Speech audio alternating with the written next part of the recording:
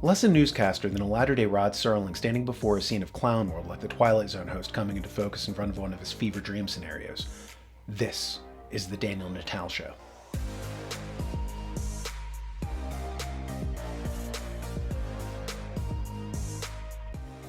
The mainstream media is a weapon, a silent weapon, for a quiet war, as one military document puts it. It's a control mechanism to manipulate the population and channel attention to where the technocrats want it, to ensure that the population is distracted and uninformed. Like right now.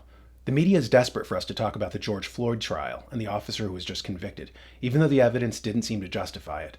This manufactured outrage is placed in front of you so that you concentrate on a domestic story, while the real events are perhaps unfolding on the international stage. In the aforementioned military white paper, Silent Weapons for Quiet Wars, we read, in 1952, the Great Period terminated, and a high-level meeting of the elite was held to determine the next phase of social operations research. The Harvard project had been very fruitful, as is borne out by the publication of some of its results in 1953, suggesting the feasibility of economic social engineering. Engineered in the last half of the decade of the 1940s, the new quiet war machine stood, so to speak, in sparkling gold-plated hardware on the showroom floor by 1954. With the creation of the maser in 1954, the promise of unlocking unlimited sources of fusion atomic energy from the heavy hydrogen and seawater, and the consequent availability of unlimited social power, was a possibility only decades away. The combination was irresistible. The Quiet War was quietly declared by the international elite at a meeting held in 1954. What this is saying is that unlimited free energy was on the cusp of being available to everybody. The ultra-wealthy did a study of what would happen to their power. In 1954, they held a meeting and decided that it was unwise to allow the people to have access to unlimited free energy. Henry Kissinger famously said in a memo, "Control oil and you control nations. Control food and you control people." For the purposes of this report, we're going to concentrate on the control of oil, the control of energy. Toward that end, I wanted to start by sharing an anecdote about my son and I reading. It was about sustainability, and he had learned that petroleum was produced by the decay of dead plants. When they die in an anaerobic environment, they break down into hydrocarbons and become the black gook that we think of as crude oil. My boy said, if that's true, then plastic is an organic material, right? I stopped short. I'd never thought about it like that before. To me, that was the sort of original insight that could only come from a kid. As an adult, I was so used to thinking of plastic as some material that was the opposite of organic. But in a sense, he was right. If it came from plants, then it was by definition organic. That is to say, a creation of nature. My boy wasn't the only one who thought like this. Ironically, one of the earliest people cited by the technocracy movement was the godfather of sustainability, Frederick Soddy.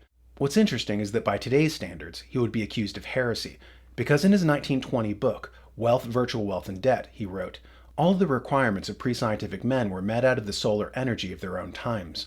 The food they ate, the clothes they wore, and the wood they burnt could be envisaged as regards the energy content which gives them use value as stores of sunlight. But in burning coal, one releases a store of sunshine that reached the Earth millions of years ago. Insofar as it can be used for the purposes of life, the scale of living may be to almost any necessary extent augmented. Soddy saw all energy as stores of sunlight. The hamburger you eat, for instance, comes from a cow who ate grass, so the calories are derived from a plant that got its energy from the sun.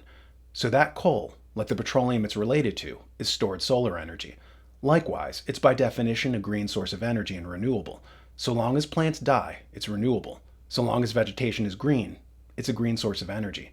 The idea that it's a finite fuel, a fossil fuel that comes from dinosaurs, is largely a myth created by corporations who made up the idea of false scarcity to jack up spot prices.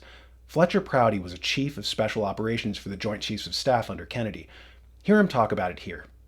It's called fossil fuel for the minds of the public to feel that it is an asset that is running out, being depleted. We talk about depletion allowance, which is a lot of, and actually, if you know the world's oil supply, you know that it is not going to run out for an awfully long time. It is the second most prevalent liquid on Earth.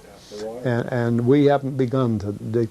Well, with all that background, you see, the people in charge of the petroleum business, for perfectly reasonable business things, just like any other man in the business, wants to keep his price as high as he can get away with.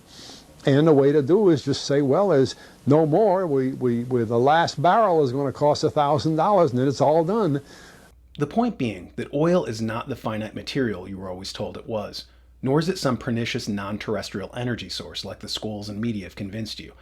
As the product of plants, it's literally green and it's renewable, and according to Frederick Soddy, it is solar energy since it's stored sunlight. But to persuade you otherwise brings us to our next story.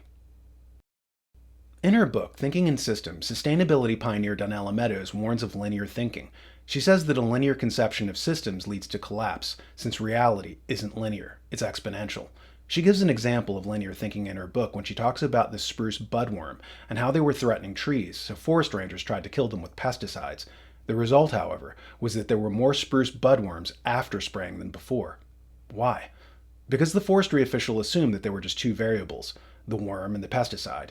But systems are dynamic. They're not linear. There are multiple variables. In spraying the area, they not only sprayed the worm, but sprayed the killers of the worm, the predators. Without predators, the worms proliferated. So ironically, their action caused an explosion in the population of the pest. This is the danger of linear thinking. Kate Raworth, in her book, Donut Economics, also starts off by warning people against linear thinking, and begs them to see the ecology as a circular system. Much of this thinking lies behind the rationale behind the Great Reset and its coming circular economy. See here. Living systems have been around for a few billion years and will be around for many more.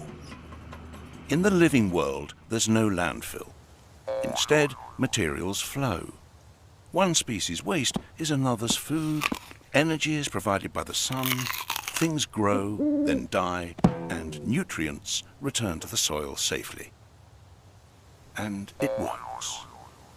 Yet as humans, we've adopted a linear approach. We take, we make, and we dispose. If we accept that the living world's cyclical model works, can we change our way of thinking so that we too operate a circular economy? So just as the sustainability movement is telling you that linear thinking is stupid thinking, and that we have to start thinking in systems, they're ironically teaching little kids the very linear thinking they're excoriating in other quarters. Like when my son and I were watching a video on environmentalism, they decried deforestation, but not telling kids how lumber companies plant more trees than they cut down each year. We have more trees in North America now than existed before Columbus set foot in the New World. Of course lumber companies would plant trees. For them, money literally grows on trees. Why would they not plant trees that were at the heart of their business model? But little kids aren't told the second half of the cycle. They're just led to believe it's linear. See here. Deforestation is the process of removing trees and forests from a landscape. This may be done for many reasons, including making way for other land uses such as agriculture, and also to harvest for wood resources. Just as kids are led to believe that the lumber industry is linear when it's actually not, the wider society is led to believe that petroleum comes from a limited resource, dinosaurs, when it doesn't. It comes from plants which die in a cycle leading to the eternal replenishment of the resource. So long as plants die, we'll have oil. And so far, we're literally sitting on billions of years of reserves. But this video isn't about oil, it's about energy. Like the military document said, when Charles Towns discovered the maser, the forerunner to the laser, they discovered that they could obtain hydrogen from seawater and have permanent free energy for everyone. But in that 1954 meeting, they decided to deprive the public of this. Why? As Henry Kissinger said, to control energy is to control countries. So though we have the technology to free everyone, that would lead to the oligarchs losing their power, and that won't be allowed to happen. Which is why in the face of plenty now, they're moving to restrict energy, to strangle off the economy and to lock down the people.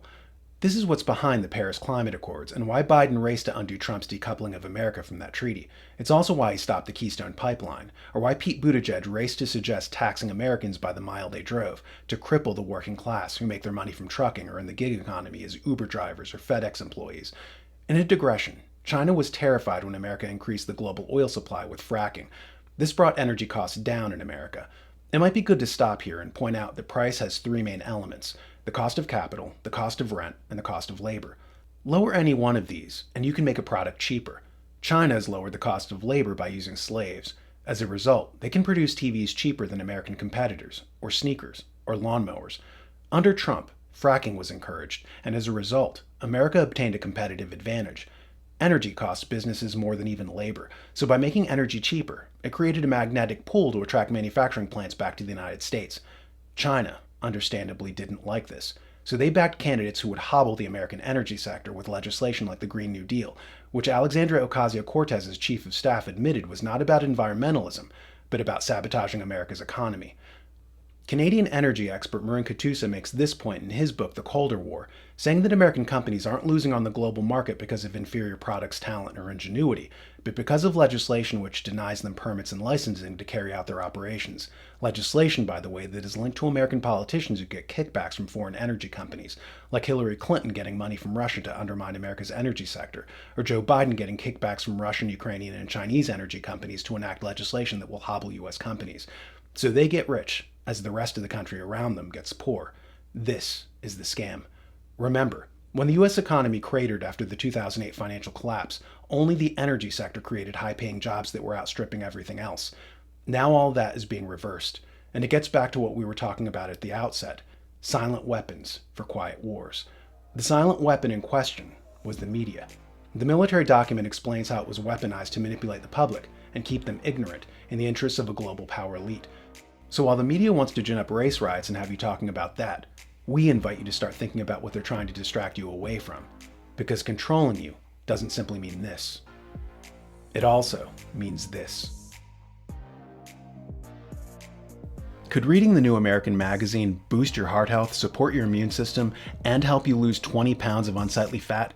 The answer is no. But you should read it anyway. It'll keep you informed and provide information that cuts through the noise of lesser news outlets. TheNewAmerican.com. And don't forget to subscribe to us on social media and hit that like button.